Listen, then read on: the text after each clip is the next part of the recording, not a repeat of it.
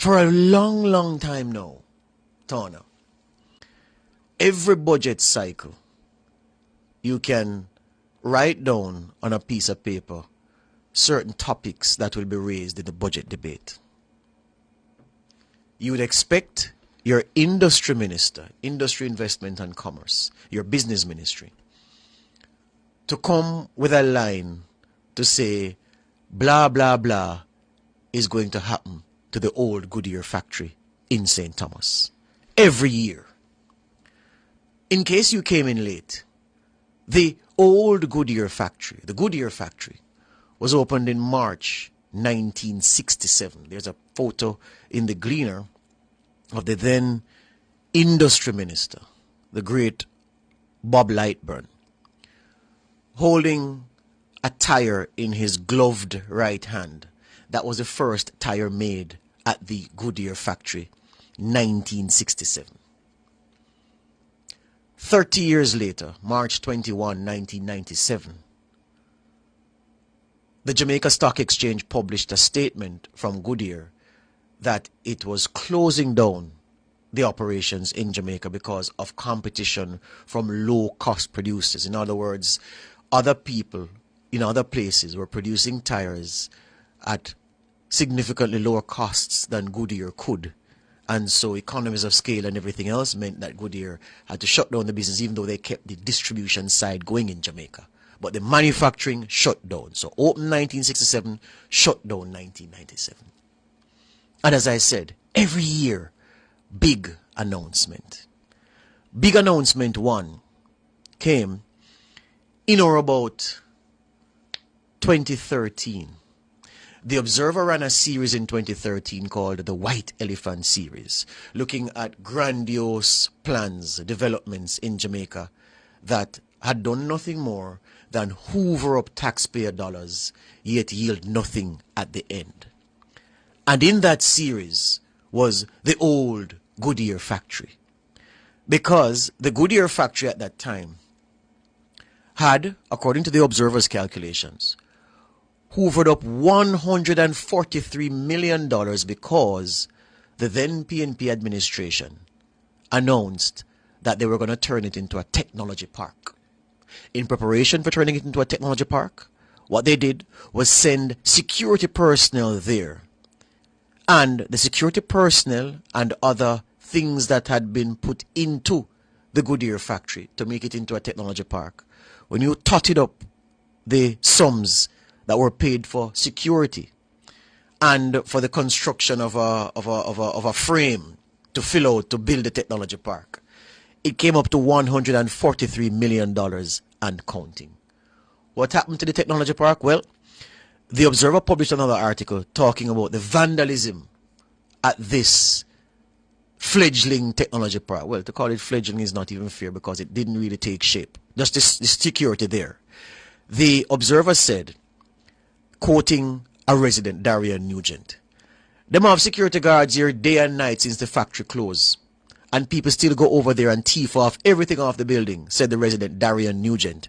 According to Nugent, it was believed that the previous security personnel were working in conjunction with the vandals who were able to cart off entire windows and huge pieces of metal without being apprehended. So $143 million wasted because of a failed technology park. Then came Anthony Hilton, Minister of Industry, Investment and Commerce, to say, okay, so the technology park failed. We're going to turn the old Goodyear factory into a special economic zone. And by doing that, the first thing that will be going there is a film lot. So he said the film lot would be the biggest in the Caribbean. And Hollywood films, Bollywood films, Nollywood films, North Shore were going to be made at the old Goodyear factory under this plan for a film lot.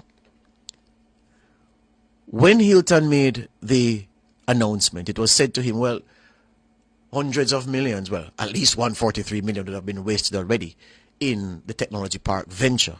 What assurance does the public have that this film lot will materialize? He said no, because there was an investor that was already waiting in the wings. The investor was they were called Real Vibes, and its CEO quoted talking about the extensive plans that it will be leased for 25 years and that they were doing a handover of land and that they are 100% going to take care of 100% of the financing, and the intention was to secure the funding before the end of the year. That year was 2015, and that all was in place for the film lot to take shape at the old Goodyear factory.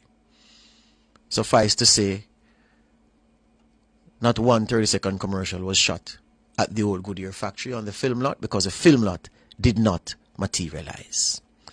Hilton said, in telling the House of Representatives in the sectoral debate 2014-15, a Hollywood studio has already agreed to provide oversight on the project.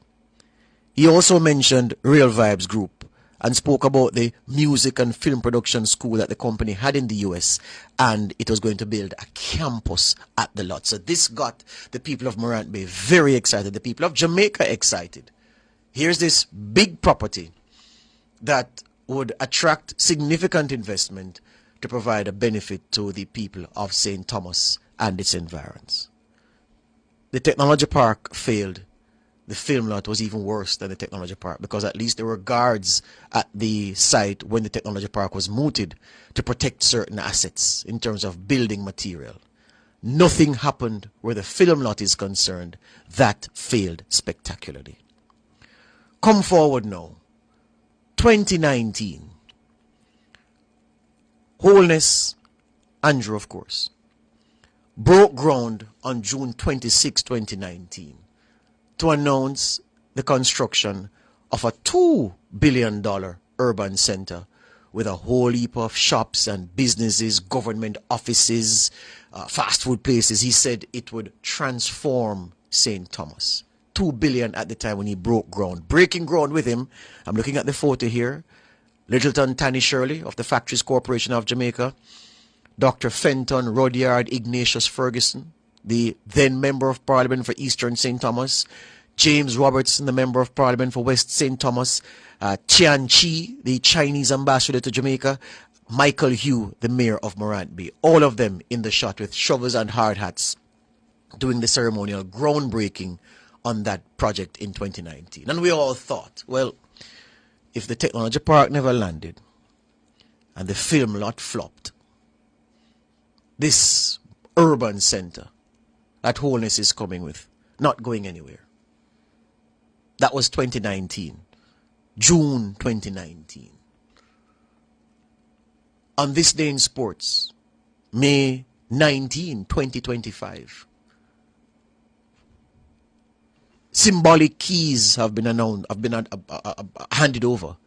There's a massive structure in Morant Bay, and the Prime Minister cut the ribbon on a $6 billion urban center for Morant Bay on, was it Friday last week or Thursday? I think it was Thursday. Thursday last week. I say this to say, this is what is in front of us. This is what we've seen. We heard and saw the technology park plan fail. We didn't want it to fail. I'd have been happy if it had materialized, and so too with the residents of St. Thomas. We heard and saw the grand film lot plans fail as part of a special economic zone. Fail spectacularly. We saw and heard that happen. We've seen and heard this urban center plan come to fruition in front of our eyes. I remember carrying my daughter to St. Thomas one Sunday. She asked to drive out. And after we reached a certain point, she said she was hungry. So I said, all right, you want to turn back? She said, no, let's go ahead. We can buy something at Burger King. I said, there's no Burger King in St. Thomas. She said, okay, we can do Island Grill. There's no Island Grill in St. Thomas. Okay, then, Daddy, we can do KFC. There is no KFC in St. Thomas. Daddy, I think we should turn back. And I turned back. And I'm saying, just mentioning those things, St. Thomas used to be the butt of jokes. When I was at Sportsmax, there was a chap in my office, good producer, Ramon Stewart. We used to give him hell. We asked him if he was late for work because he got held up at the stoplight. There was no stoplight in St. Thomas at the time, and it's not so long ago, just a couple of years ago. I'm saying that the parish has undergone development. I'm saying that when a government promises something and delivers it, you have to hail it. In the same way, I would have sat in this chair and berated the administration had the urban center flopped. So my message this morning is simple. When you see development happen, you have to praise it. When you see development not happen, you have to criticize it. Where the urban center is concerned, you have to praise Holness and his team. Because he has done for that old Goodyear factory something that ministers and administrations before him have failed spectacularly to do at a cost of tens of millions of taxpayers' money.